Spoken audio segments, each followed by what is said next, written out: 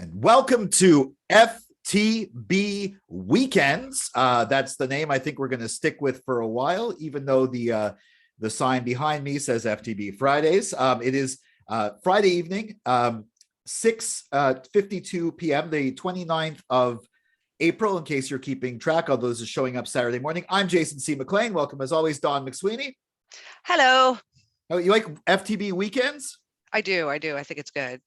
You do? You think it's good? Well, one thing that not everyone thinks is good is the latest, I guess, public art installation. It's a 50,000 ton, I think 50,000 pound ring that's going to go up near Place Ville Marie. It's Ivanhoe Cambridge is putting it up. It's going to be sponsored. It's going to be funded partially by Tourism Quebec and Tourism Montreal and Government of Quebec. The Government of Quebec and the Montreal Chamber of Commerce. And it's part of a $108 million revival. They're going to do a whole bunch of stuff around Peel. They're going to make Peel one way. I think that's really good. I think this giant ring thing, I've seen there, by the way, people have been making memes about it. Like, it's the Stargate, or like, the character like Kirk and Spock from City on the Edge of Forever looking through, or like, obviously people made jokes about cyclists going around it because it's Valérie Plante. I don't really think it's the city doing this. I think it's the bureaucracy doing this. And I have answers. Okay. I don't know if they're satisfactory, but first of all, I could tell you that it's part of a couple of things. It's part of the Place Ville Marie expansion that started in 2017. It's just another add-on to that to try to drive everybody. And then it's part of what the Chamber of Commerce for Metropolitan Montreal. I read that this is the title of the initiative, and I don't know if it was said in jest or nobody thought anybody was going to write it down, but it's called the I Love Working Downtown initiative. So this is an effort, at the very least, people will be driven downtown to scream at the thing, and we can just call it a day. They'll count that as tourists coming to town, just coming in from the suburbs even. But it's actually designed by an architecture firm called landscape architecture firm called Claude Cormier and Associates. You might remember those super cool rainbow balls that were over the street in the village. He did that, or they did that. Those were nice. Those were gorgeous. Everybody loved them. Great photo ops, great little look up, and it's beautiful. They were, quintessential. Everybody misses them. Nobody is excited about this. It's a lot less colorful, considering it came from the same person. It's a big ring. It's supposed to be some sort of joining force. I've read theories, none of them satisfactory to the fact that the best one I saw is that nobody asked for this. This isn't.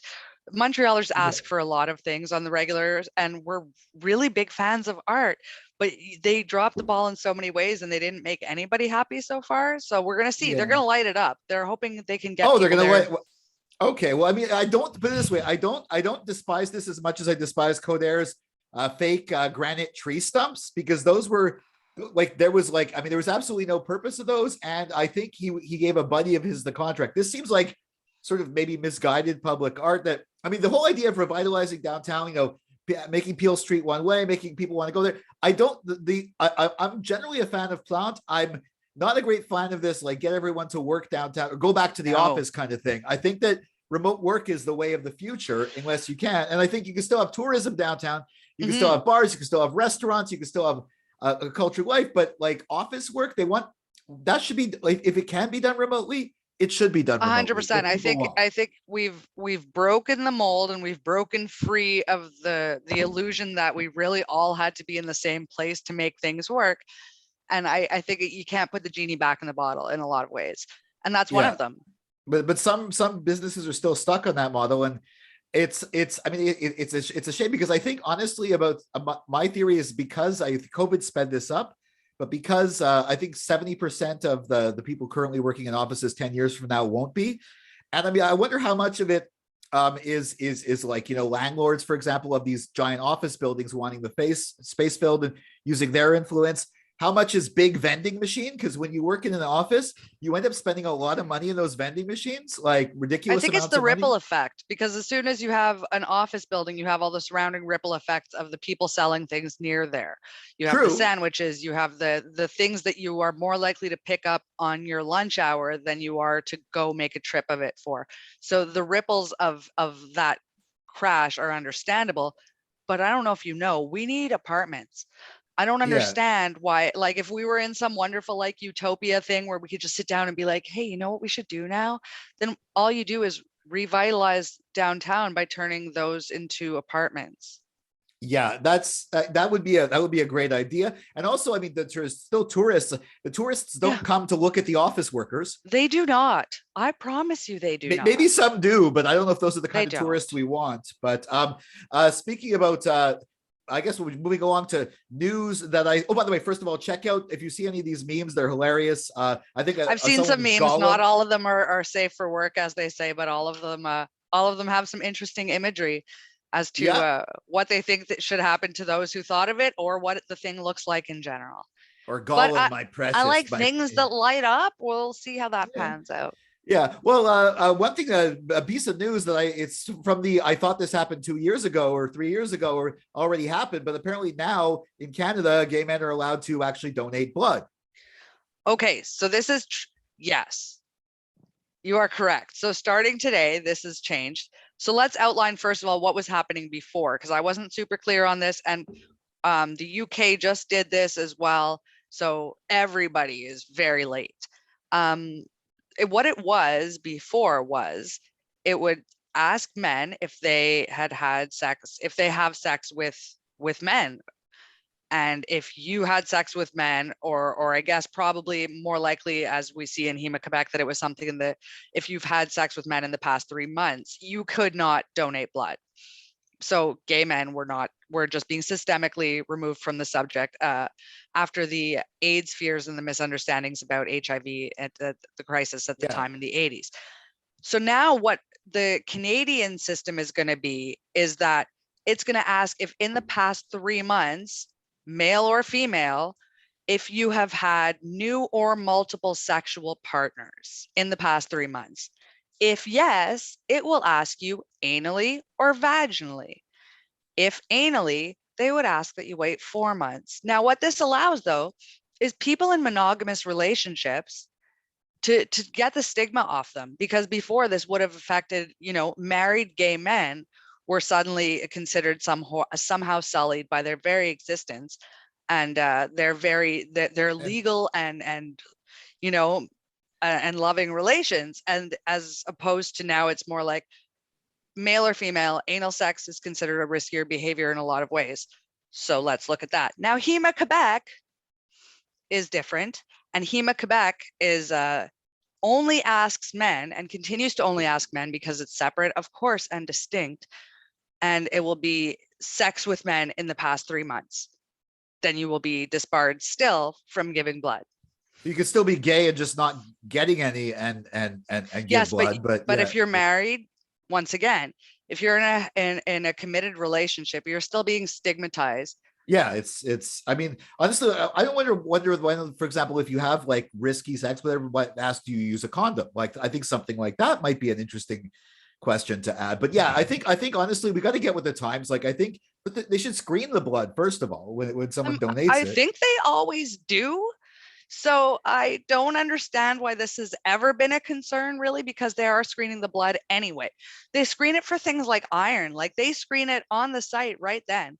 So I don't understand why this is a concern at all. I wonder how I'm much not a medical political, person like that. yeah, I wonder how much control if any, the political establishment has over Hema Quebec. Like, does Legault control that? Did he make influence that decision? Because I know he's very conservative, like he's very right wing. So All I know is that distinct is how we often pronounce backwards in Quebec.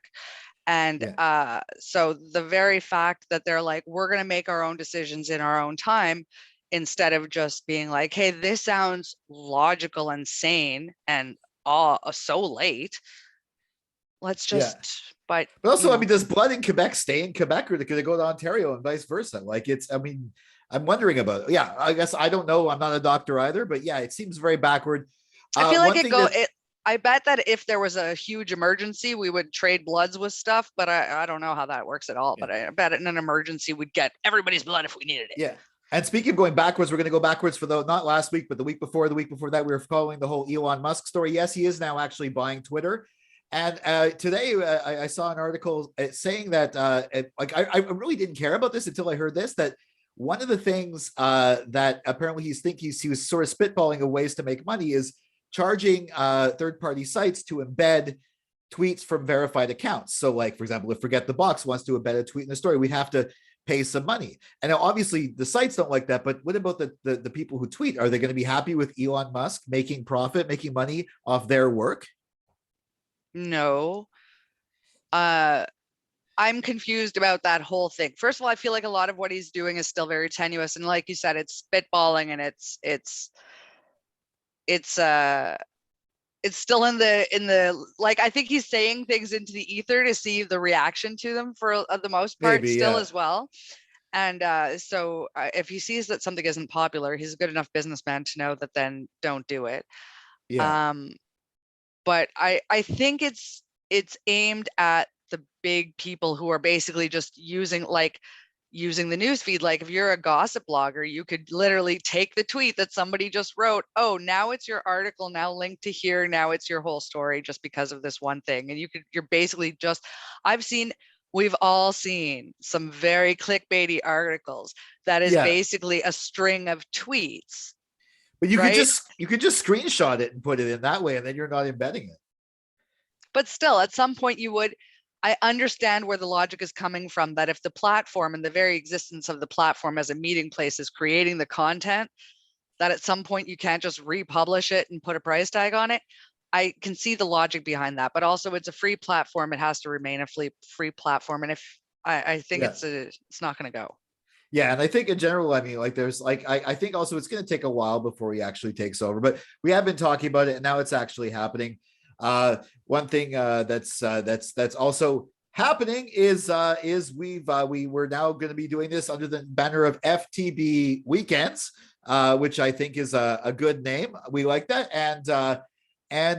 so I guess follow Don McSweeney at McMoxie on Twitter and Instagram. Follow me at Jason C. McLean on Twitter and Instagram. And you can always tweet like story ideas for this show if you want. You can follow on YouTube, smash that like button. You on Facebook, subscribe on YouTube, subscribe on Facebook, share it. Forget the Box, follow Forget the Box on Twitter. Whatever, you get the Android app. iOS is still coming soon. You got to stop saying coming soon. It'll come. It'll come.